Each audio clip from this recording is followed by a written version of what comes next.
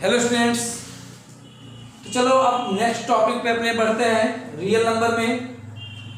Some properties of irrational numbers. Irrational number क्या होता है, रैशनल नंबर क्या होता है, ये आपने फर्स्ट वीडियो में ही समझ लिया चार्ट के द्वारा। अच्छा, तो अब हम देखते हैं some properties of irrational number, यानी प्रॉपर्टीज क्या क्या हो सकती हैं। इसको हेडिंग डाल करके आप अपनी कॉपी में नोट करेंगे। फर्स्ट प्रॉपर्टीज क्या है इर्रेशनल नंबर की। पहली चीज देखो, पहली चीज sum of irrational and irrational number, sum of rational and irrational number is always क्या, इर्रेशनल। यानी अगर कोई रैशनल नंबर है और एक इर्रेशनल नंबर है तो उसका सम हमेशा क्या होगा, इर्रेशनल होगा। एग्जांपल क्या होगा भाई, एक रैशनल नंबर ले लिया 2, अब 2 को 2/1 लिख सकते हो, p/2 के रूप में, तो ये रैशनल नंबर हुआ। और एक इर्रेशनल नंबर ले लिया √3, तो इनका जो सम होगा वो क्या होगा, इर्रेशनल होगा। क्या होगा, इर्रेशनल। दूसरा एग्जांपल देखो, 3 + √2, ऐसे ही नेक्स्ट एग्जांपल 5 + √5। तो अगर एक रैशनल और एक इर्रेशनल नंबर है तो उसका सम हमेशा क्या आएगा, इर्रेशनल आएगा। तो ये बात आपको समझ में आ गई होगी कि एक इर्रेशनल और रैशनल, रैशनल और इर्रेशनल का सम हमेशा क्या होगा, इर्रेशनल नंबर होगा। नोट कर लीजिए इस पॉइंट को। दूसरा प्रॉपर्टी क्या है, सम के जगह पे कर दो डिफरेंस, सम के जगह पे कर दो डिफरेंस। तो सेकंड प्रॉपर्टी क्या हो गई, difference of a rational and N irrational number is always irrational. यानी एक रैशनल और एक इर्रेशनल नंबर का जो सम होता है वो क्या होता है, इर्रेशनल, और उनका डिफरेंस भी क्या होता है, इर्रेशनल। तो ये प्लस हटा करके एग्जांपल में यहां माइनस कर दो, तो ये सब के सब क्या होंगे, इर्रेशनल। तो ये भी क्या है, इर्रेशनल। तो 2 - √3 इज एन इर्रेशनल नंबर। ऐसे यहां भी लिखो, ऐसे यहां भी लिखो, ऐसे यहां भी लिखो। वीडियो एंड तक देखने के बाद नोट किया करो फिर से। ओके, ये हो गया दूसरी प्रॉपर्टी। तीसरी प्रॉपर्टी पे आते हैं। चलो, तो आपने देख लिया कि सम और डिफरेंस, कोई दो रैशनल और इर्रेशनल नंबर के बीच का हमेशा इर्रेशनल आएगा। अच्छा, अब प्रोडक्ट की बात करें तो देखो, product of a rational and N irrational number is always irrational. यानी कि अगर एक रैशनल नंबर ले और एक इर्रेशनल नंबर ले तो उनका जो प्रोडक्ट होगा वो इर्रेशनल नंबर होगा। एग्जांपल क्या है पहला, जैसे हमने एक रैशनल नंबर लिया 2 और एक इर्रेशनल नंबर लिया √2, तो 2√2 इज एन इर्रेशनल नंबर। अच्छा, कोई और ले लो, 3 रैशनल नंबर है और √5 से इसका प्रोडक्ट देखो, तो ये क्या हो गया, एक रैशनल और इर्रेशनल नंबर का प्रोडक्ट है, ये भी क्या होगा, इज एन इर्रेशनल नंबर। कुछ भी लिख लो, एक और लिख लो, 4√7, ये भी क्या है, इज एन इर्रेशनल नंबर। ये एग्जांपल नोट करो, थर्ड पॉइंट हो गया। अच्छा, प्रोडक्ट भी, यानी कि रैशनल और इर्रेशनल नंबर का प्रोडक्ट भी हमेशा क्या देगा, इर्रेशनल नंबर देगा। ओके, अब नेक्स्ट देखो, division of a rational and N irrational number is always irrational.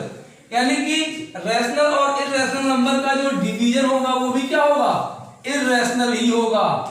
Example देख लो भाई, 2/√3 है, तो एक रैशनल नंबर है और एक इर्रेशनल नंबर है, इनका डिवीजन क्या होगा, irrational. Is an irrational number. तुम इसको ऐसे ही लिख दो, √3/2, तब भी रैशनल और इर्रेशनल नंबर का डिवीजन की बात हो रही है, तो ये भी क्या है, एन इर्रेशनल नंबर। कुछ और ले लो, √11/3 ले लो, ये भी क्या है, इर्रेशनल नंबर। यानी एक रैशनल और एक इरेशनल नंबर्स के बीच में जब डिवीजन देखेंगे तो जो नंबर मिलेगा वो भी क्या मिलेगा, इरेशनल नंबर। ये प्रॉपर्टी बहुत इंपॉर्टेंट है, क्वेश्चन एग्जाम में आएगा। अच्छा, तो प्रोडक्ट और डिवीजन की बात हो गई। अब थोड़ा डिफरेंट देखते हैं। अब यहां पे समझो प्रोडक्ट, चौथा property, product of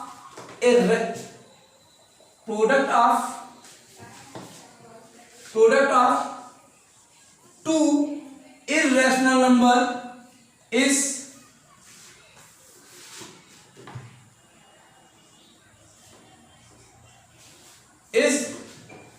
not need to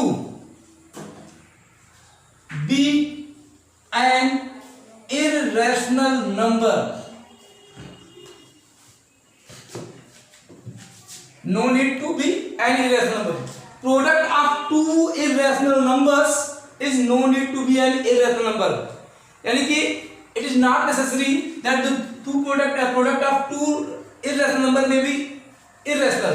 मतलब वो rational भी हो सकता है। मैं फिर से बोल रहा हूँ कमजोर, मेरे कहने का मतलब है कि दो irrational number अगर हों और उनके प्रोडक्ट की बात करें तो no need to be an irrational number, मतलब ये जरूरी नहीं है, ये आवश्यक नहीं है कि वो इरेशनल नंबर ही हों। कहोगे कैसे? इसका एग्जांपल ज्यादा इंपॉर्टेंट है। पहला, फॉर एग्जांपल √2 भी इरेशनल नंबर है और √2 भी इरेशनल नंबर है। तो √2 इंटू √2 ये क्या है, दो इरेशनल नंबर है। Is not an irrational number. कैसे? वाई?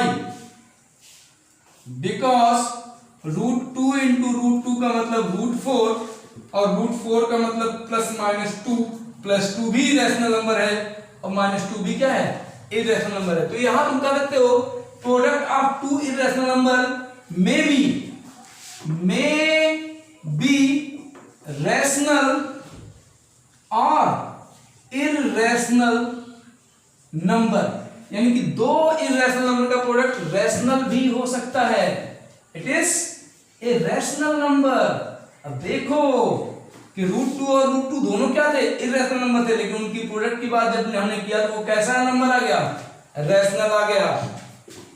एग्जाम में कहा कि भाई दो ऐसे इरेशनल नंबर लीजिए जिनका प्रोडक्ट रैशनल हो, तो √2 ले लो, √3 इंटू √3 ले लो, √4 इंटू √4 ले लो, √5 इंटू √5 ले लो। तो ऐसे सारे नंबर्स का प्रोडक्ट देखोगे तो वो रैशनल आ जाएगा। तो मतलब वो रैशनल भी हो सकते हैं और इरेशनल भी हो सकते हैं। अब रैशनल वाला एग्जांपल तो आपने देख लिया, इरेशनल वाला एग्जांपल देखो। मैंने एक नंबर लिया √2 इरेशनल नंबर लिया और दूसरा इरेशनल नंबर लिया √3 और जब दोनों को मल्टीप्लाई किया तो ये क्या आ गया, √6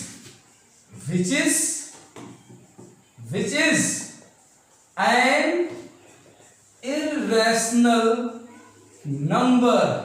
मतलब कि अगर हम दो इरेशनल नंबर का प्रोडक्ट देखें तो वो रैशनल भी हो सकता है और दो इरेशनल नंबर का प्रोडक्ट इरेशनल नंबर भी हो सकता है। अब आपके सामने कुछ क्वेश्चंस दिए जाएंगे असाइनमेंट में, आपको ध्यान से समझो।